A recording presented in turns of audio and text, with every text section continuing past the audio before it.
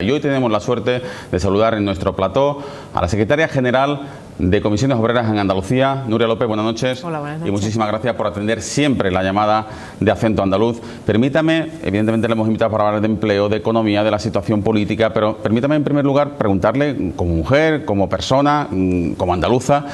por las declaraciones del alcalde de Torró. Yo le reconozco que esta mañana estaba ojiplático, no dejaba de frotarme los ojos, porque en el fondo lo que indica esto es que todavía queda muchísimo por hacer en la violencia de género. Bueno, es que es terrible escuchar declaraciones como esa del principal edil y de una institución como es un ayuntamiento. Yo creo que quienes están al frente de las instituciones públicas tienen que ser todavía mucho más respetuosos con la dignidad de las personas y especialmente con la dignidad de una gran parte de la población como son las mujeres. Y después de lo que se está sufriendo, ¿no?, que estamos en unos índices nuevamente de asesinatos y de violencias machistas que están siendo terribles, y en la semana trágica que hemos tenido, ¿no? Yo creo que personas públicas, personas que son referentes para sus ayuntamientos, hagan declaraciones como esas, pues son terribles y dicen mucho todavía de la cultura machista arraigada que existe en la sociedad española, ¿no? Que para eso es clave la educación, la sensibilización y recuperar aquella idea del pacto de la violencia de género que parece que todavía va a salir, no va a salir, pero que necesitamos ya que despliegue los efectos en materia educativa y en materia de sensibilización hacia una parte de la sociedad que vemos que todavía no se ha dado cuenta de que nos están asesinando, ¿no? Decía usted con rigor, evidentemente, que ha sido una semana, la última, trágica, horrenda, abominable, en la que ha habido muchas víctimas mortales, entre ellas dos niñas pequeñas, con un denominador común. Todas las mujeres denunciaron o incomprensiblemente no les dieron esas medidas de protección, o si se las concedieron no sirvieron para evitar el trágico final. ¿Cree que el sistema está fallando? Bueno, yo creo que el sistema hace bastantes aguas, porque además los recortes que se han generado durante estos años de crisis en todos los servicios públicos están teniendo consecuencias tremendas. Desde la educación, que había una educación para la ciudadanía que se elimina y por tanto no crea ciudadanos críticos para el futuro, pero también hay muchos servicios sociales que se han ido recortando y se han ido mermando, y eso son pérdidas de capacidad de las mujeres de tener instrumentos para poder defenderse. Y luego hay una falta de formación en todas las estructuras que tienen que acoger a las mujeres víctimas de violencia de género, que es necesario recuperar, incluyendo una que es clave, es que en este país a la judicatura hay que formarlas y cualificarlas para que puedan ser más sensibles hacia este tipo de violencia, que creo que tenemos que erradicar de nuestras vidas ya. Vamos muy tarde porque se siguen asesinando a mujeres, ¿eh? ¿Usted cree que deberá asumir algún tipo de responsabilidad aquella jueza que negó la orden de protección a esa mujer que denunció amenazas de su expareja, que finalmente fue quien mató a sus dos hijas pequeñas? Yo creo que el sistema tiene que reconfigurarse. Aquí hay un problema de que hay leyes que se han hecho en un determinado momento en este país que no se han hecho con perspectiva de género, sino adaptadas a aquel momento social, que deberían reconfigurarse, recomponerse y sobre todo revisarse con perspectiva de género.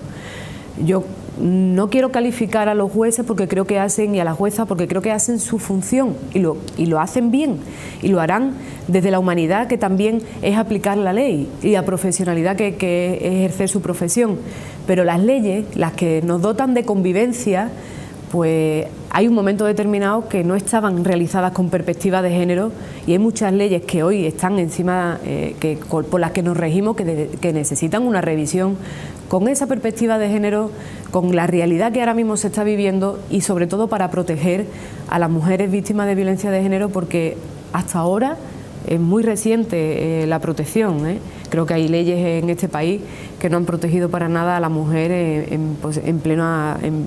igualdad, ¿no? Y creo que esa perspectiva de género es la que hay que incorporar a muchas de las leyes que rigen la convivencia democrática en este país. Pues yo creo, señora López, que era obligado a empezar así la entrevista hablando sobre violencia machista, sobre los últimos episodios, pero ahora sí vamos a preguntarle por cuestiones de economía, de empleo, que afectan a nuestra querida Andalucía, y en ese sentido tenemos que empezar con una buena noticia de esta misma mañana, y es que los astilleros van a ampliar el contrato de mantenimiento y reparación de los buques del escudo antimisiles e incluso algunos buques de la sexta flota que tienen base en el Mediterráneo. Se garantizan 3 millones de horas de trabajo para durante los próximos 5 años. Gran satisfacción en los astilleros de Cádiz después de una semana de enorme incertidumbre, ¿no? Bueno, yo creo que siempre que viene carga de trabajo para los astilleros gaditanos es una buena noticia. Lo que creo que también es necesario tener un plan industrial que dote de contenido estable y con una planificación cierta a todos los astilleros de la provincia, porque no solamente en la provincia gaditana, yo creo que los astilleros son de Andalucía, tenemos que defenderlos porque son de nuestra tierra y principalmente porque son un sector estratégico para nuestra comunidad. Si hay empleo en el sector de los astilleros, hay una industria auxiliar que se ve beneficiada, hay una comarca que se ve beneficiada, hay una provincia que se ve desarrollada y hay una industria fuerte y potente en Andalucía que puede ejercer de tractor para muchas actividades. Por tanto, buena noticia, pero nos gustaría que todavía vinieran más y que hubiera una mayor planificación para una mayor estabilidad en los astilleros gaditanos, en los astilleros andaluces. Es una buena noticia para el empleo en la Bahía de Cádiz, una comarca castigada especialmente por el desempleo. Por cierto, el desempleo que ayer nos dio un jarro de agua fría, uno más. Después de un mal mes de agosto, ayer se superó de nuevo la barrera psicológica, en este caso de los 800.000 parados. ¿Usted cree que son señales de alerta serios o debemos pensar solo en que son los efectos de la estacionalidad?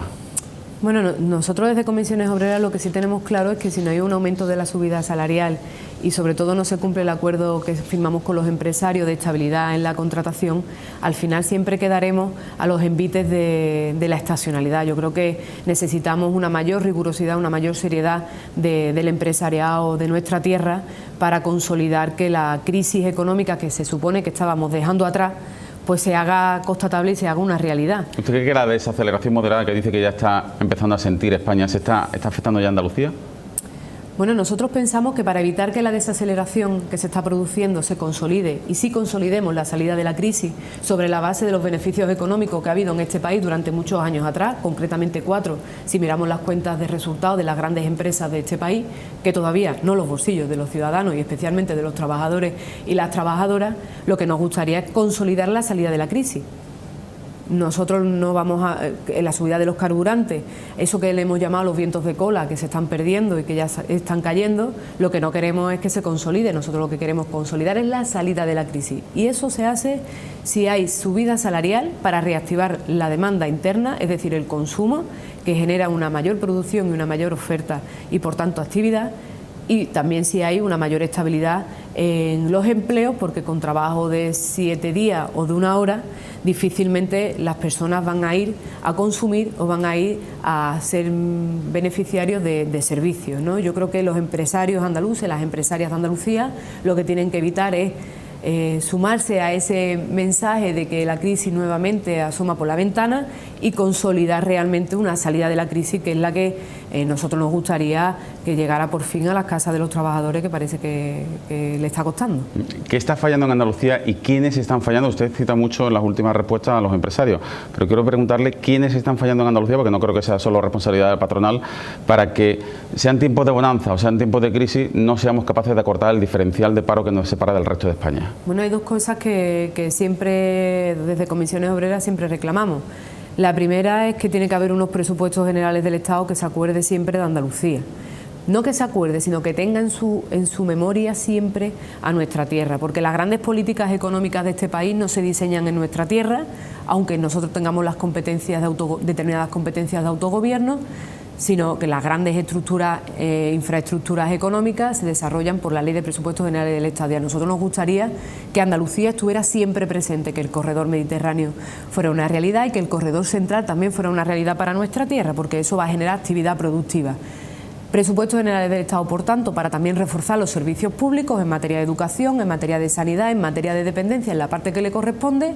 y por otro lado, inevitablemente, quien crea actividad económica son el empresariado de nuestra tierra y el tejido productivo. Evidentemente hay ahí distintos niveles y distintas responsabilidades, no le podemos exigir a las grandes empresas la misma responsabilidad en materia económica que a las pequeñas y medianas empresas y a los autónomos, pero sí es verdad que creo que las grandes empresas de nuestra tierra, el tejido empresarial de nuestra tierra necesita ser menos perezoso, necesita ser mucho más productivo y necesita recapitalizar mucho más sus empresas, reinvirtiendo esa parte de los beneficios que ahora están obteniendo, porque si miramos las cuentas de sus balances económicos, hay algunas empresas en Andalucía que los están teniendo durante algunos años.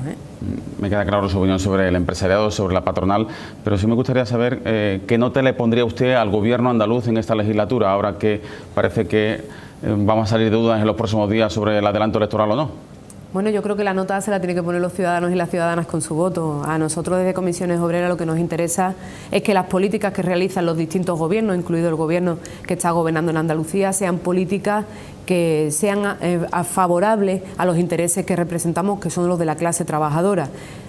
Tenemos que decir que hay algunos elementos que nos parecen positivos y algunos que nos parecen negativos. Positivos, pues desde Comisiones Obreras valoramos muy positivamente el acuerdo de empleados públicos que negociamos y cerramos con la Junta de Andalucía el 16 de julio y que queremos que se siga poniendo en marcha de una manera activa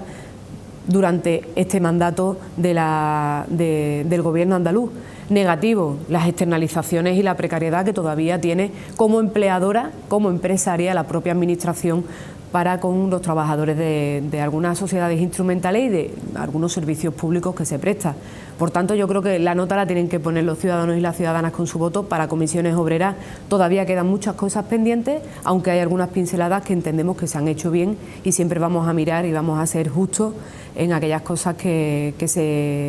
el Gobierno andaluz haya hecho bien. Hay algunas bien y otras más. ¿Usted cuándo cree que serán las elecciones andaluzas?